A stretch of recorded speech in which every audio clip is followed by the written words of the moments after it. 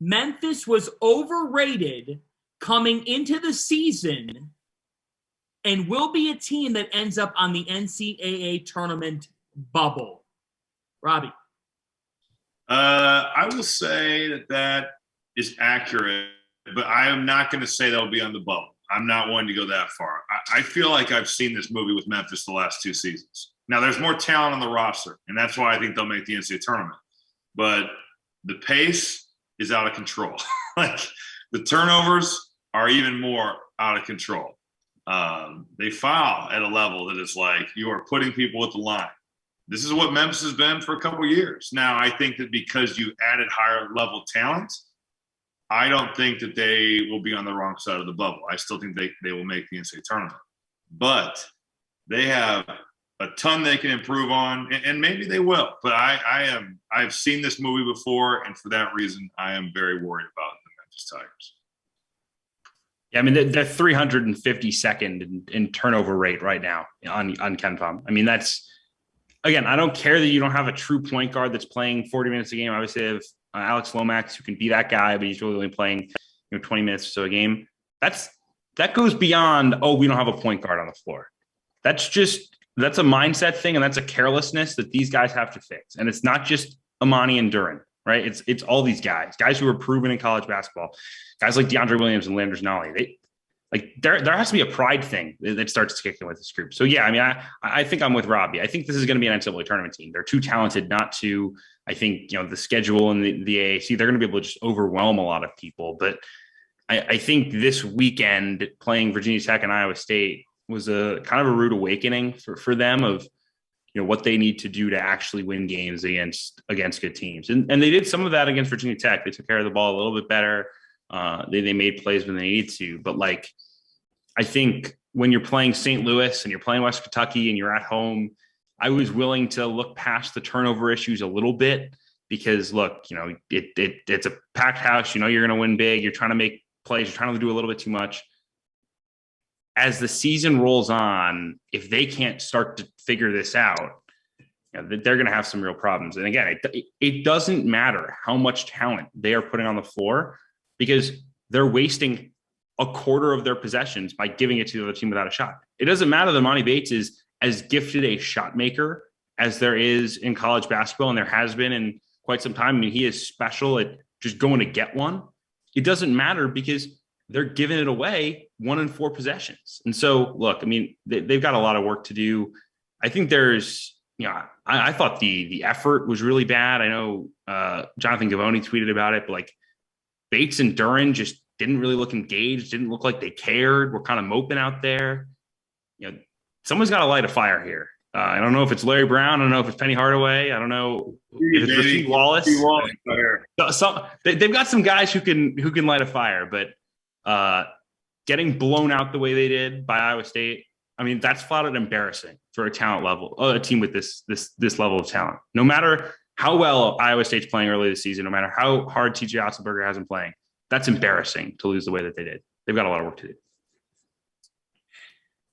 This team doesn't have a playmaking guard. They don't have a guard who can create for others. And this was the problem heading into the season, and it's the problem that we're seeing now. Clearly, Virginia Tech, I mean, I don't know what to make of that team right now. They just lost to a Xavier team that was down 2 starters and multiple other players, and they lost that game by 1. Absolute heartbreaker for Mike Young and his team. I thought Virginia Tech was one of the better teams in the ACC, probably still will be, because that league hasn't written much, hasn't done much to write about. For me, guys, I think there's a point of talent overwhelming people in the American and them racking up American wins. But their crucial week of this season is going to be December 14th and 18th when they take on Alabama and then they take on Tennessee. Because if you don't have the right mentality against those teams, they're going to beat you. First off, they're both tremendously coached. Okay? Going in, that Tennessee's going to defend you and that Tennessee is going to make you work for everything you get. There's a pride factor there. Alabama, they lost to Iona. Folks, Iona's could be a team that's a 14 seed on Selection Sunday and could knock your 3 seed off, and it wouldn't surprise any of us because that Rick Pitino. We could go on from there, but simple as that. I just don't know, and this is where I get concerned. Like, outside of Houston and Cincinnati, who's emerged, they had a loss to Monmouth. Like, when you play against this league in the American, you might be racking up some wins. It's not going to benefit your metrics much. You're going to have to get Wichita State too, John. Wichita State would be the other one that could help you. Wichita State as well. I don't love the depth of that league. And I get concerned if they're not able to cash in, because this non-conference schedule, in December, it amps up even more for this team. And if they go into league play and they don't have another quality win or win of significance, you're not making everything in the American. You're not making everything in the American. You're gonna have to beat Houston. You're gonna have to beat Wichita State. And for these kids, I agree with you, Kevin. There was a lack of togetherness from that team last night, and Mike Schmitz and the ESPN guys noticed it. I don't think it's an overreaction to say that Memphis could be firmly on the bubble on Selection Sunday. I don't think that at all. I think also when you talk about their half-court offense, Penny Hardaway's got to help these dudes with some sort of structure. At times it looks like you're watching AAU basketball, And I think last year, what was it? He went to the Lion offense. Do you guys remember that? Where he talked about he had the Lion offense he ran for this AAU or high school team. And it was they can't score in the half court. I mean, they struggle to generate anything out of their offense. And as long as they're turning the ball over, unless they're just murdering in transition and turning their opponent over, I don't know how you beat good teams. I really don't. They need to find a way to get something out of their half-court offense.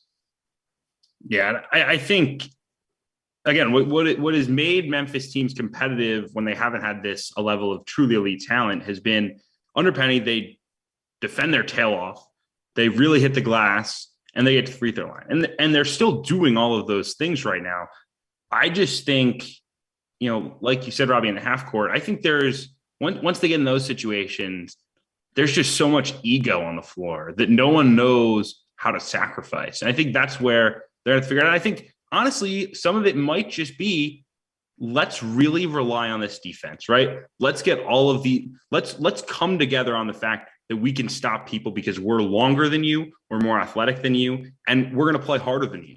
And get everyone to buy in on that end. And then, you'll get obviously a ton of easy looks out of transition because they're going to turn you over. They're going to be able to run off of, missed threes and long rebounds because they've got a bunch of guys. They don't have a point guard, but they've got, four guys on the floor who can grab and go, kind of like Duke does. I think they need to kind of double down on those things, say, this is what we're great at. And then obviously, and then build this offense in practice as the season goes on. It's not going to be a quick fix with this group. And, look, you've got a 17-year-old being the primary ball handler on Monty Bates. I mean, that's a challenge, no matter how talented he is, right? And the numbers back it up. He has 9 assists and 17 turnovers on the season. That's not going to do it. But they have to play fast, and they got to make better decisions when they're playing fast. Because right now, I mean, I watched a lot of the Western Kentucky game. I mean, some of the turnovers in transition were just ghastly. I mean, you couldn't believe the decisions that were being made by guys. And it wasn't just one guy. I mean, it was across the board, just some awful, awful decisions. So I think they need to right now say, here's who we are. We are a defense first team. And that may sound weird when you've got, 2 future first round picks, maybe a third, and a guy who's hyped up in Earl Timberlake who's disappointed so far.